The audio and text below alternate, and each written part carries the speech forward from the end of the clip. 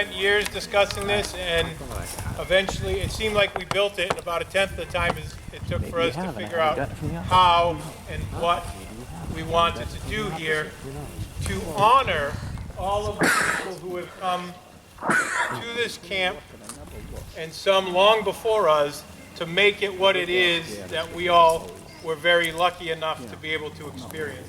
All of the people who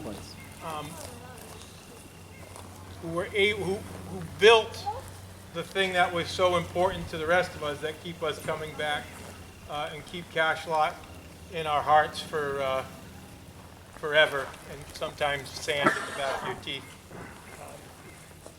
and stains on your heels for those who would walk around barefoot.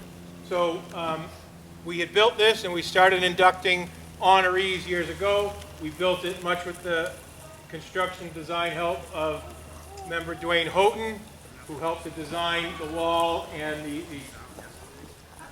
patio around it. Is that the correct word with the construction? Landscaping. And Hardscape. Hardscape, yeah. Around it. And it's been here when summer camp was running. They would have the closing ceremonies here, and we've been inducting people since 2000. This is our 10th induction. 10th induction, my goodness. So one of the things we want all of you to realize is, if you know somebody who you believe should be on this wall, please bring it to our attention. Every year we ask for nominations of people who have gone above and beyond financially to support camp, or programmatically here at camp, or in maintaining and improving the physical facilities at camp. Mostly at camp, not necessarily scouting in general. There are many lovely and wonderful scouters who work very hard out in the communities, but this wall is about Cachalot. If you don't know who's on it, please inspect the wall later, read the names.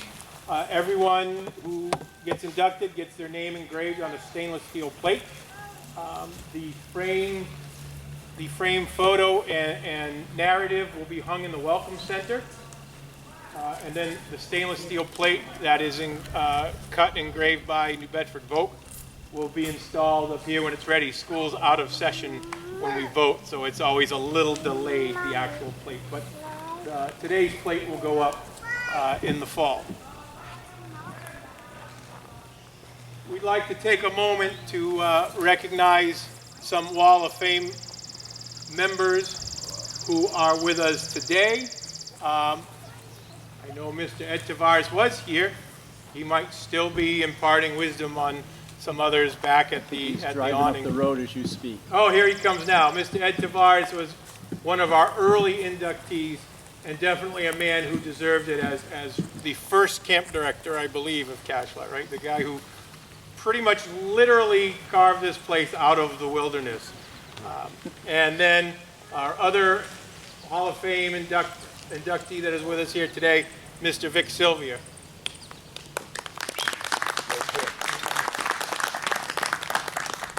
And so a slight moment before we move on, a few of our association members have left us this year who have passed away. Mr. Bob LeConte, who was a programmatic giant out here, particularly with the Order of the Arrow, and Mr. George Steik, who did a ton of work out here, including resurrecting the Nokachoke, Camp Nokachoke sign that now hangs in the Nokachoke Lodge. We'd like to have a moment of silence to remember those people.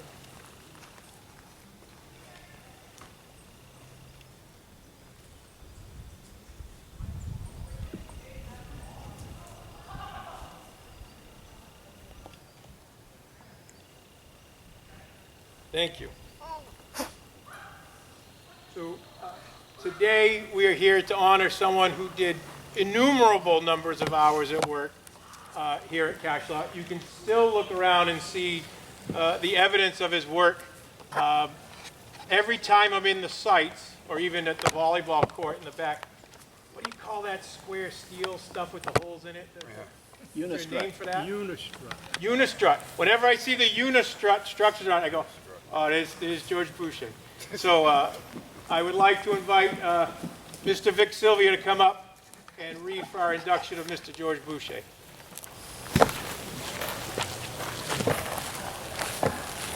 It's not a big book. This is the stuff you don't want these people to hear. I'm going to read from the brochure. But before I start, again, look at the names on the wall. You can't see them, but their footprints are all through this camp.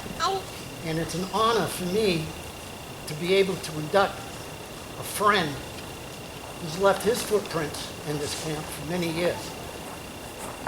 George Boucher was instrumental in providing leadership and participating in maintenance, renovations, and improvements to the infrastructure of Camp Cachalot throughout the 80s and into the mid-90s. As an active member of the Moby Dick Council Camping and Properties Committee, he led many projects at Cachalot, including a significant renovation of the 21 Club, where I first got introduced to insulation floating all over my body. They finally insulated the building for better winter use. Beginning a remodeling of the Phillips House, re-roofing the dining hall, building the storage area for the rifle range, construction of the handicap access ramp on the health lodge, winterizing the duplex, re-roofing and siding the commissioner shed, and the conversion of the old camp shower into a building with 2 individual bathrooms and a commissioner's room for use during the summer camp. That room is now named the Silver Fox Trading Post for Jerry Sylvester, a good friend of George and mine. He also participated in the remodeling of the old trading post into office space, now Nokachoke Lodge, along with repairing and construction of many camp fixtures, including cradles, platforms, washstands, and flagpoles. George was also a member of a group of scouters that combated an infestation of pine loopers that was impacting Miles Standish State Forest in Cachalot by spraying the campsites and program areas. A few months back, there was a few articles in on our Facebook page about the old fire truck. And I remember going down to the waterfront, filling up that fire truck. And Ernie Hall and I believe Darryl Sylvia were able to confiscate some bug-killing material from G-Bar Knolls. We went around spraying everything, and we stunk so bad that afternoon they had a dedication for Calvin Daggett out in a scouter that passed away out in Rochester. And we went to it, went to my cousin's house, took a shower, changed into our uniforms, but you couldn't get rid of the smell. Everyone kind of walked away from us at the time. An active member and member of and advisor to Nemiat Lodge, George also led work crews on many work weekends. He also participated in many beaver weekends where scouts would spend a weekend or a Saturday in camp tackling various service projects. A special note, George's wife Kathy spent many years as a cook during the summer camp at Cachalot. When George would return to camp after a day of work with the state of Massachusetts, he was always on hand to help tackle the maintenance problems that inevitably cropped up during the summer camp season.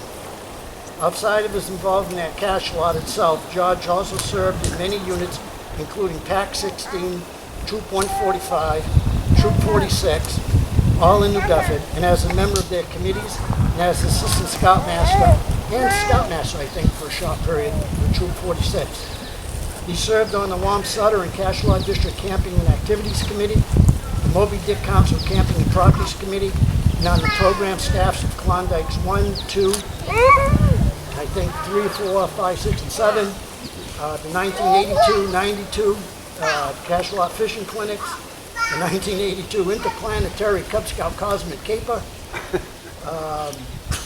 the big event, and many spring into scouting events and numerous district and council camporees and scout shows. For his contributions to scouting, George has been awarded the Scouter's Key, the Scouter's Training Award, the District Award of Merit, the Silver Beaver, Wood Badge, and the Vigil Honor of the Order of the Arrow. George's long history of leadership and service to camp and providing programs to the scouts and scouters who camp there led our members to elect him as this year's honoree for the Camp Cachalot Wall of Fame. That's George as you know him. This is George as I know him. I first met George back in 1978 when Darrell talked me into joining a new fledgling Boy Scout troop that was in need of some direction. And at the time, George was serving as an assistant scoutmaster, and I came out to a camping trip at the 21 Club, and I got hooked, and George became my friend. We did many things together. I think one of the keys on our programming, if you know history, Troop 46 at one time was an outstanding unit. I'd say at least 12 members of our unit were on summer camp staff at all times. The adults of our unit served district positions and council positions. So it wasn't just giving to the boys and the units in our district and council. George was really influential in developing these young men into the leaders that they are today. We started off with a hike up Mount Washington. No small feat. We were going to do it in one day. George, Ken Cabral, and myself decided we were going to take the boys from the hut down the bottom all the way to the top. Hiking up Cogswell Street. Yeah, and we practiced by making the boys walk up and down Cogswell Street every troop meeting, up and down, and up and down. So besides us, our archers falling off, and at the time both of us were smokers dying, we managed to climb Mount Washington. Next year he decides he's going to take the boys biking on Martha's Vineyard. So they load up onto a ferry boat, and he takes all the boys over to Martha's Vineyard, and they bike. I was lucky enough to miss that one, but again, he, as an assistant scoutmaster, he played a vital role in the development of young men. Then we decided we want to go canoeing. So we decided we're going to do the Wampanoag Commemorative Canoe Passage, which takes you from Marshfield to Fall River by inland waterways, 77 portages. All right, so what we decided to do is let's go on the Nemasket River down to Taunton, make it a little bit easier. So that's what we did. We did a Wampanoag Commemorative Canoe Passage short version. Decided we were going to go deep sea fishing one time. So we took the whole unit up to Newburyport, rented out a charter boat, and we went deep sea fishing, and we got to see young boys turn green and a few adults turn green also. The thing I remember most is the Eagle projects. As a scoutmaster of 46, I had the opportunity to sit down with boys and talk to them with their Scoutmasters Conference, and also discuss the Eagle projects with them. At the end of a meeting, we would have a meeting after a meeting. We would go to a local bar and we'd have a couple beers. And we would discuss, we did that all the time. We would discuss what the Eagle projects were. George was so instrumental in working with the 11 boys that I had the opportunity to be Scoutmaster of for Eagle Scout, working on the Eagle projects, restoring a community playground that was ready to fall apart in West End of New Bedford, building walkways for the Flora Azar Nature Trail in Dartmouth, building water deflectors on the Mattapoisett River so the trout would have an easier time going up. That was fun. But other things that I remember the most is on camping trips, George had this coffee pot. He made good coffee. His idea of coffee is you put the coffee pot, put some coffee in it, put some water in it. You could all drink out of the coffee pot. If it needed more coffee, you put more grounds in it, more water in it. Never cleaning it. The outside was black. But it was the best coffee you ever drank. Well, one of the boys' fathers really liked to be part of the adult group there, so he wanted to impress George. Cupcake. Roger Patello, he's passed away. We call him Cupcake. He decided to take the coffee pot home, and he shined that sucker up. It was like brand new. Thing was sparkling. And George about cried, put it on the campfire, started getting hot, and water started squirting all over the place. He cleaned it so bad that he took I don't know what you call it. You put a lot of holes in it. Got a lot of holes in it, yeah. So that was something. Brian mentioned something that I always stuck in my mind. Was at the time George was involved, we had no money as a council. We just didn't have any money. Sumner Morse did his best to keep the council running, but we had no money. So if we needed a sign somewhere, George always managed to find it. At one point in time, he was on the cleanup crew for the state of Massachusetts. After a major accident, he would go out with his crew and they would clean up the area and make it passable. And if somebody decided to hit a sign that said, "Welcome to Worcester," well, there used to be "Welcome to Worcester" on the old dump over there. And that was the plywood that we needed. If we needed flagpoles, Brian mentioned that, all those poles and all the sites. Don't know where he got it, I'm not saying he pilfered it, but we ended up getting that. So whatever George could find from the job to bring it back to camp, we used it. Summer camp, I never had the opportunity to camp with the unit because I always had to work, and George would take over the unit and run the Boy Scout troop during summer camp. And the one thing I remember the most is the first thing he would do is he would stay up at the Adirondacks, he'd have the boys sit around the table, go into his backpack, and come out with this big giant bottle of Pepto-Bismol. And we'd put it there and he'd say, "Are you homesick? You gotta drink it. Can't go to the bathroom? You gotta drink it. You're lonely? You gotta drink." Nobody was homesick. No. Everyone was afraid of the Pepto-Bismol. The other thing I remember is, I was a stickler for campfires. Every Friday night, my troop had to have a campfire. We had to sit around the campfire. We had to sing. It caused Dennis and Tom and Peter to sit down and come up with a songbook about camp. It was every song that I could think of and that they could think of. And before we did Scout Vespers, I would always ask George, is there one last song you'd like to sing? And it was always Kumbaya. And that meant that the campfire was over.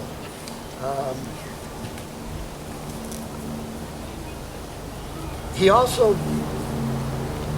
I got credit for some things. Klondike derbies, fishing clinics, big events, scout shows and stuff. George mentioned something to me the other night. It isn't the things you did, it's the people you did it with.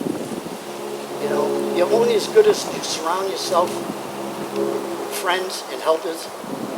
In closing, I was very fortunate to be put on the wall today. I couldn't be there without a guy like George there that said, "Well, that sounds like a good idea. Why don't we try this?" And so it's my honor to induct George Boucher as a 2019 inductee for the Wall of Fame.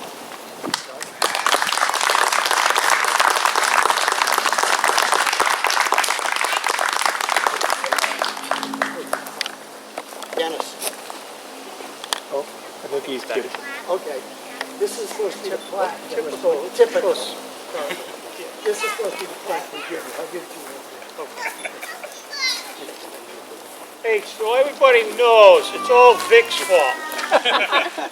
Because he joined the troop and he said, "Hey, George, you want to come out to camp Saturday?"